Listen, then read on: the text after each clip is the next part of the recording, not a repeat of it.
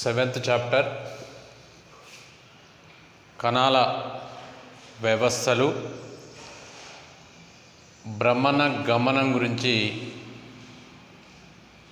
చర్చిద్దాం. ఇందులో మనము ఇంట్రడక్షన్ చూద్దామండి. మరి ఇక్కడ ఏ వాస్తవ వస్తువుకైనా నిర్దిష్టమైన పరిమాణం ఉంటుంది. ఏ వాస్తవ వస్తువుకైనా నిర్దిష్ట పరిమాణం ఉంటుంది. ఇప్పుడు పరిపూర్ణమై నిర్దిష్టమైన మార్పు చెందని ఆకారం కలిగి ఉండే వస్తువును, పరిపూర్ణమై నిర్దిష్టమైన మార్పు చెందిన ఆకారం కలిగి ఉండే వస్తువును ఒక దృఢ వస్తువుకు ఆదర్శ నమూనాగా తీసుకోవచ్చు. ఒక దృఢ వస్తువుగా మనం తీసుకోవచ్చు అన్నమాట. ఎలా ఉండాలి అది?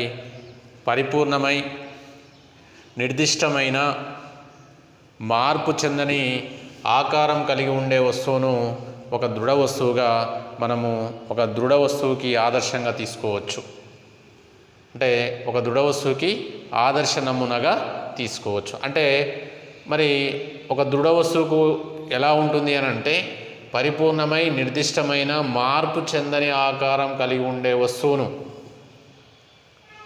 దృఢ వస్తువుగా తీసుకోవచ్చు. కాబట్టి అటువంటి వస్తువులో జంట కణాలన్నిటి మధ్య దూరాలు మారవండి. జంట కణాల అన్నిటి యొక్క మధ్య దూరాలు మారవు దృఢ వస్తువుకి. ఇక్కడ దిమ్మె ఒక దృఢ వస్తువు. దిమ్మెలోని అన్ని కణాలు కలిసికట్టుగా కదులుతున్నట్టు దిమ్మె వాలుతలం వెంబడి జారుతూ ఉంటుంది. కలిసికట్టుగా కదులుతున్నట్టు ఇప్పుడు ఈ దిమ్మె అండి ఈ విధంగా జారుతుంది. అన్ని కణాలు కలిసికట్టుగా కదులుతున్నట్టు దిమ్మె వాలుతలం వెంబడి జారుతుంది. అంటే కణాలన్నీ ఏ క్షణంలోనైనా సమాన వేగాలు కలిగి ఉంటాయండి. ఏ క్షణంలోనైనా కణాలన్నీ కూడా ఏ క్షణంలోనైనా సమాన వేగాలు కలిగి ఉంటాయి. కాబట్టి ఈ సందర్భంలో దృఢ వస్తువు స్వచ్ఛమైన లేదా శుద్ధ రేఖీయ గమనంలో ఉంటుందండి. స్వచ్ఛమైన లేదా శుద్ధ రేఖీయ గమనంలో ఉంటుంది. అంటే శుద్ధ స్థానాంతర గమనంలో ఏ క్షణం వద్దనైనా వస్తువులోని అన్ని కణాలు సమాన వేగాన్ని కలిగి ఉంటాయి. అంటే స్థానాంతర గమనంలో ఏ క్షణం వద్దనైన వస్తువులోని అన్ని కణాలు ఏ వేగాన్ని కలిగి ఉంటాయి అని అంటే సమాన వేగాన్ని కలిగి ఉంటాయని చెప్పవచ్చు.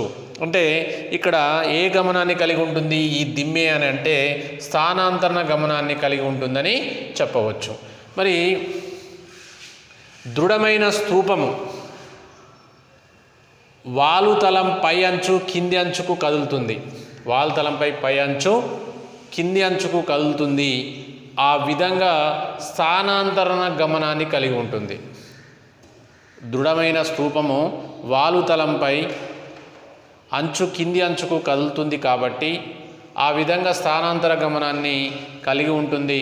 మరి పటంలో చూపినట్లుగా ఏ క్షణంలోనైనా స్తూపంలోని అన్ని కణాలు ఇక్కడ ఒకే వేగంతో కదలవండి. ఇక్కడ మనం ఇక్కడ దిమ్మె విషయంలో చూస్తే ఒకే వేగంతో కదులుతున్నాయి అన్నాం. ఇక్కడ భ్రమణం చెందేటప్పుడు మాత్రము ఒకే వేగంతో కదలవు. అందువల్ల స్తూపము గమనం కేవలం శుద్ధమైన స్థానాంతర గమనమే కాకుండా ఇంకే గమనం ఉంటుందంటే భ్రమణ గమన సంయోగం అని కూడా చెప్పవచ్చు. అంటే స్థానాంతర గమనం కలిగి ఉంటుంది, భ్రమణ గమనం కలిగి ఉంటుందని ఇక్కడ స్పష్టంగా అర్థమవుతుందండి. ఎప్పుడు దేని విషయంలో? స్తూపం విషయంలో. అదే దిమ్మె విషయంలో ఓన్లీ ఏ గమనాన్ని కలిగి ఉంటుంది? స్థానాంతర గమనాన్ని కలిగి ఉంటుంది. అంటే స్థానంలో మార్పు మాత్రమే వస్తుంది.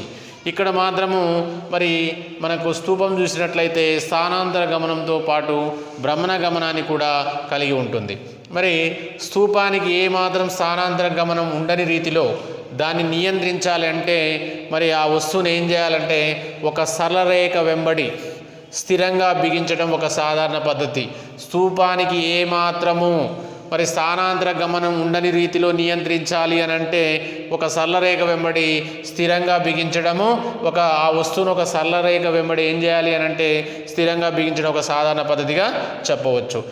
ఏ సరళరేఖ వెంబడి దృఢ వస్తువును స్థిరంగా బిగిస్తామో, ఏ సరళరేఖ వెంబడి దృఢ వస్తువును స్థిరంగా బిగిస్తామో ఆ సరళరేఖను మనం ఏమని అంటామంటే భ్రమణాక్షము అని అంటారండి. ఏ సరళరేఖ వెంబడి దృఢ వస్తువును స్థిరంగా బిగిస్తామో ఆ సరళరేఖను మనం భ్రమణాక్షము అని అంటారు. మరి భ్రమణాక్షానికి అమర్చిన వస్తువు కలిగి ఉండే మరి ఏకమాత్ర గమనము భ్రమణమే. భ్రమణాక్షానికి అమర్చిన వస్తువు కలిగి ఉండే ఏకమాత్ర గమనము భ్రమణమే అని చెప్పవచ్చు. ఇక్కడ ఏంటంటే భ్రమణాక్షానికి అమర్చిన వస్తువు కలిగి ఉండే ఏకమాత్ర గమనము భ్రమణమే అని చెప్పవచ్చు. ఇందులో ఎగ్జాంపుల్ సీలింగ్ ఫ్యాను, మరి కుండలు చేసే సారే అని చెప్పవచ్చు. మరి ఒక స్థిరమైన అక్షం పరంగా భ్రమణం చెందే దృఢ వస్తువులోని కణాలు భ్రమణాక్షానికి లంబతలంలో భ్రమణాక్షంపై ఉన్న బిందువులు కేంద్రంగా తమ వృత్తాకార గమనంలో ఉంటాయి అన్నమాట.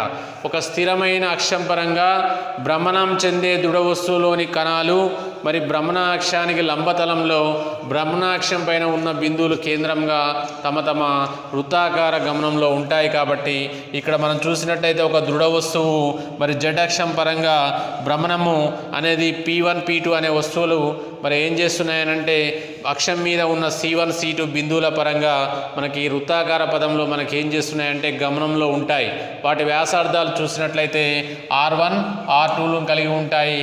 మరి అక్షం P1 P2ల మధ్య లంబ దూరాలు మరి మనకు P1 P2 అనేవి లంబ దూరాలు అని చెప్పవచ్చు. అక్షం మీద ఉన్న బిందువు మాత్రం P3 అనేది ఏ విధంగా ఉంటుంది అని అంటే నిశ్చలంగా ఉంటుందని చెప్పవచ్చు.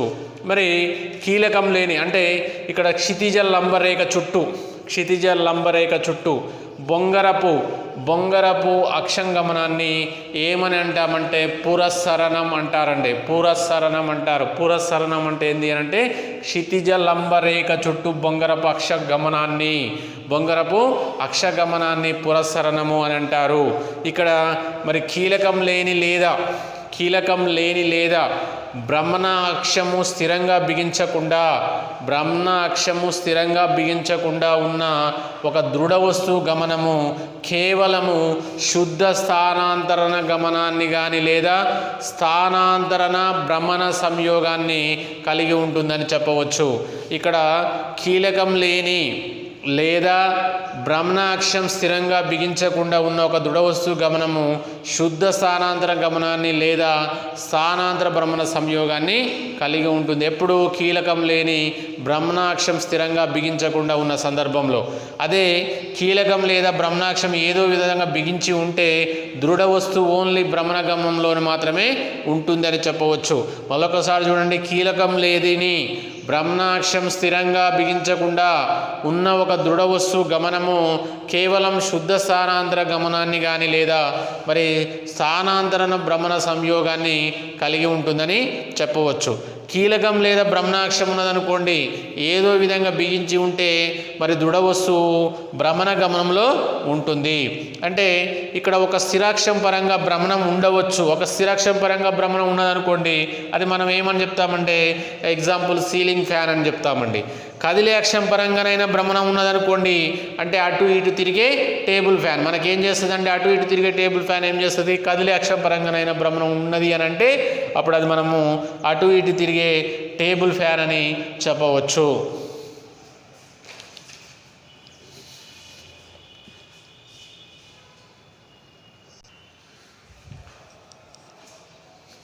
ద్రవ్యరాశి కేంద్రం చూద్దామండి.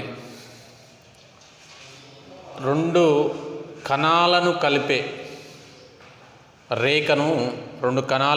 రేఖను x అక్షంగా తీసుకుందాం. అక్షంపై ఏదో ఒక బిందువు ఓను మూల బిందువుగా ఎంచుకొని దాని నుంచి రెండు కణాల దూరాలు వరుసగా దాని నుంచి 2 కణాల దూరాలు వరుసగా x1 అనుకున్నాం, ఇంకో కణం x2 అని తీసుకుందాం. మరి m1 m2లను వరుసగా ఆ 2 కణాల ద్రవ్యరాశులు అనుకుందాం. m1 m2లను ఏమనుకున్నామంటే ఆ 2 కణాల యొక్క ద్రవ్యరాశులు అనుకున్నాం. మూల బిందువు O నుంచి వ్యవస్థ ద్రవ్యరాశి కేంద్రం C ఉన్న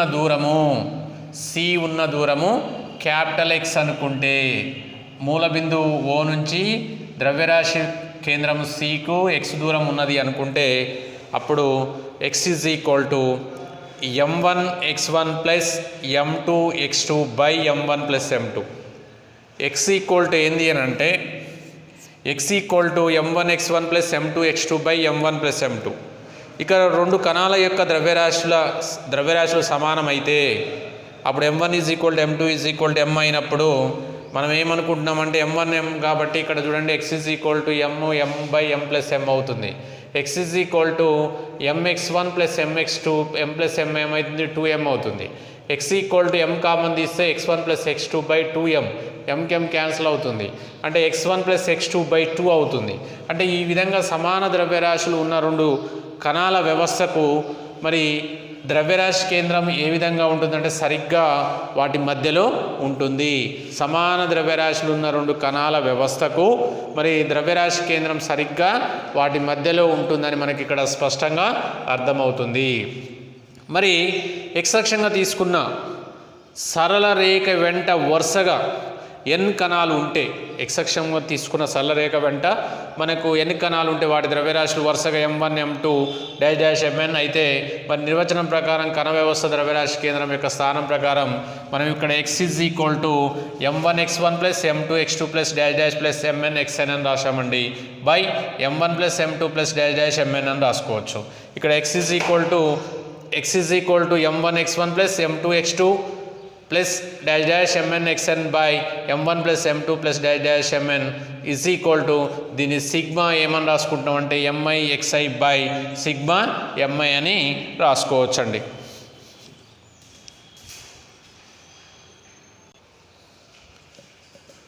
ఇక్కడ x m1 x1 + m2 x2 + mn xn by m1 + m2 + mn.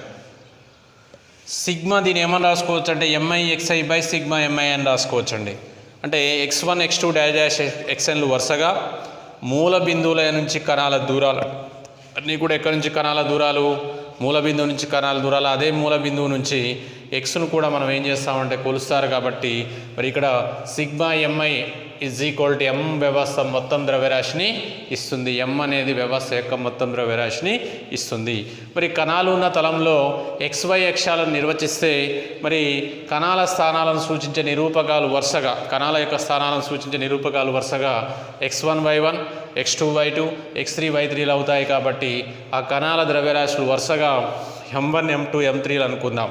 ఆ కణాల యొక్క ద్రవ్యరాశులు వరుసగా ఏమనుకుంటున్నామండి m1 m2 m3 ఎలా అనుకుంటే ఈ 3 కణాల వ్యవస్థ ద్రవ్యరాశి కేంద్రము Cను తెలిపే నిరూపకాలు x, yలతో సూచిస్తే మరి Cను తెలిపే నిరూపకాలు ఏమనుకుంటున్నామంటే xyలతో సూచిస్తున్నాం అనమాట. ఇక్కడ చూడండి x m1 x1 + m2 x2 + m3 x3 by m1 + m2 + m3. అదే y ఏమవుతుందండి m1 y1 + m2 y2 + m3 y3 by m1 + m2 + m3.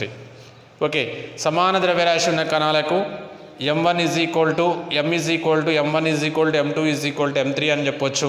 ఇందులో మనం x చూసినట్లయితే m సేమ్ మనం m అవుతుంది కాబట్టి m కామన్ తీసిన 3m mm పోతుంది. ఇక్కడ x1 + x2 + x3 by 3 అవుతుంది. అదేవిధంగా y తీసుకున్నట్లయితే m y1 + y2 + y3 by 3m అవుతుంది. mకి m పోతుంది, y1 + y2 + y3 by 3 అవుతుంది. అంటే సమాన ద్రవ్యరాశులు ఉన్న 3 కణాల వ్యవస్థకు మరి ద్రవ్యరాశి కేంద్రము ఆ 3 కణాలు శీర్షాలుగా ఉన్న త్రిభుజ కేంద్రాబ్బంతో ఏం చేస్తుంది అని అంటే ఏకీభవిస్తుంది. సమాన ద్రవ్యరాశులున్న 3 కణాల వ్యవస్థకు ద్రవ్యరాశి కేంద్రము మరి ఆ 3 కణాలు శీర్షాలుగా ఉన్న త్రిభుజ కేంద్రాంబంతో ఏం చేస్తుందంటే ఏకీభవిస్తుందని చెప్పవచ్చు. మరి ఇక్కడ మరి వ్యవస్థ ద్రవ్యరాశి కేంద్ర నిరూపకాలు XYZ అయితే, కేంద్రం యొక్క నిరూపకాలు XYZ అయితే x is equal to sigma MI XI by capital M అండి, y is equal to sigma MI YI by M అవుతుందండి. ఇక్కడ z is equal to sigma MI ZI by capital M. Okay, మరి ఇక్కడ capital M is equal to sigma MI వ్యవస్థ మొత్తం ద్రవ్యరాశిని సూచిస్తుంది. మరి ఈ సమీకరణాలు 1, 2, 3లను ఒకే సమీకరణాల స్థాన సదిశలను ఉపయోగించి కూడా రాయవచ్చు కాబట్టి, ఒకే సమీకరణంలో స్థాన సదిశలు ఉపయోగించి రాయవచ్చు కాబట్టి, మరి ఇప్పుడు అయ్యవ కణం స్థాన సదిశం RI అని, ద్రవ్యరాశి కేంద్ర స్థానానికి మరి స్థాన సదిశ R అని అనుకుంటే, ఇప్పుడు RI is equal to XII plus YJJ plus ZIKగా రాసుకోవచ్చు. మరి ZKగా రాసుకోవచ్చు. మరి ఈ విధంగా మరి R is equal to XI plus YJ plus ZK అవుతుంది. మరి అప్పుడు R is equal sigma M I RI by మనకి ఇదేమవుతుందంటే క్యాపిటల్ M అవుతుందని చెప్పవచ్చు.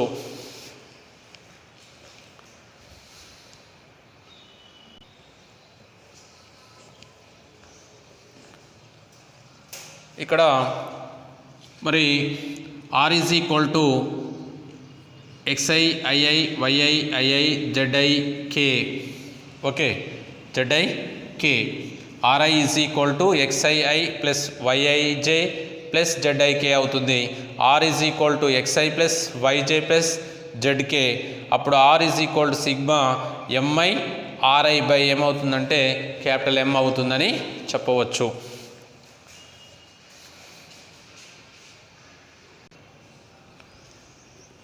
కుడివైపుగా ఉన్న మొత్తం సదిశ మొత్తము చెప్పవచ్చు. నిరూపక వ్యవస్థ మూల బిందువును ద్రవ్యరాశి కేంద్రంగా ఎంచుకుంటే, నిరూపక వ్యవస్థ మూల బిందువును ద్రవ్యరాశి కేంద్రంగా ఎంచుకుంటే వ్యవస్థలోని కణాలకు sigma M I RI is equal to 0 అవుతుందండి. మరి వస్తువును n మూలక ద్రవ్యరాశులున్న భాగాలుగా విభజిద్దాం. వాటి ద్రవ్యరాశులు వరుసగా delta M1 delta M2 delta Mn అనుకుందాం. I మూలక భాగం మరి ద్రవ్యరాశి డెల్టా MI అది XI YI ZI స్థానం వద్ద ఉందని అనుకుంటే, అప్పుడు ద్రవ్యరాశి కేంద్ర నిరూపకాలు ఉజ్జాయింపుగా x is equal sigma delta MI XI by sigma delta MI, y is equal sigma delta MI YI by sigma delta MI. అదేవిధంగా z is equal to sigma delta MI ZI by sigma delta MI. అంటే ఇక్కడ మూలక భాగాల సంఖ్య n అత్యధికంగా తీసుకుంటే ప్రతి భాగం ద్రవ్యరాశి డెల్టా MI అత్యంత స్వల్పంగా ఉంటుంది. మూలక భాగాల సంఖ్య n అత్యధికంగా తీసుకుంటే ప్రతి భాగం ద్రవ్యరాశి డెల్టా MI అత్యంత స్వల్పంగా ఉంటుందని చెప్పవచ్చు. సిగ్మా డెల్టా MI ఇక్కడ integration dm is equal to M. Okay, sigma delta MI XI మనం ఏమని రాసుకోవచ్చు అండి, అప్పుడు ఇంటిగ్రేషన్ XDM అవుతుంది. Okay, sigma delta MI YI okay integration YDM, sigma delta MI ZI integration ZDM. అంటే ఇప్పుడు ద్రవ్యరాశి కేంద్ర నిరూపకాలు మరి ఏమని రాసుకోవచ్చు అంటే x equal to 1/m, x equal to 1/m. ఎందుకంటే సిగ్మా డెల్టా MI ఏమొచ్చిందండి, క్యాపిటల్ M అని వచ్చింది. ఓకే, మరి ఇక్కడ సిగ్మా డెల్టా MI XI ఏమైంది, XDM. అందుకని x is equal 1/m XDM అని రాస్తున్నాము, ఇంటిగ్రేషన్ XDM. ఇక్కడ delta MI sigma delta MI XI integration XDM అండి. ఇక్కడ బై సిగ్మా డెల్టా MI ఏమవుతుంది, క్యాపిటల్ M అన్నట్టు, అందుకని 1/m అని రాసుకున్నాం. అదేవిధంగా y is equal 1/m integration YDM, z is equal 1/m integration ZDM అవుతాయి. కాబట్టి అదిశ సమాసాలకు తుల్యమైన సదిశ సమాసం R ఈజ్ ఈక్వల్ టు మరి ఏమని రాసుకోవచ్చు, capital R is equal 1/m RDM అని రాసుకోవచ్చు సదిశ రూపాలకు. ఇది మన సదిశ సమాసం ప్రకారం. మరి నిరూపక వ్యవస్థ మూల బిందును ద్రవ్యరాశి కేంద్రంగా ఎంచుకుంటే R is equal 0, sigma RDM is equal 0. అప్పుడు integration XDM is equal YDM, integration YDM integration ZDM is equal 0. తరచుగా మనము క్రమాకార ఏకరీతి వస్తువులైన కంకణాలు, గోళాలు, బిళ్ళలు, కడ్డీల ద్రవ్యరాశి కేంద్ర స్థానాలను లెక్కించవలసి ఉంటుందని చెప్పవచ్చు.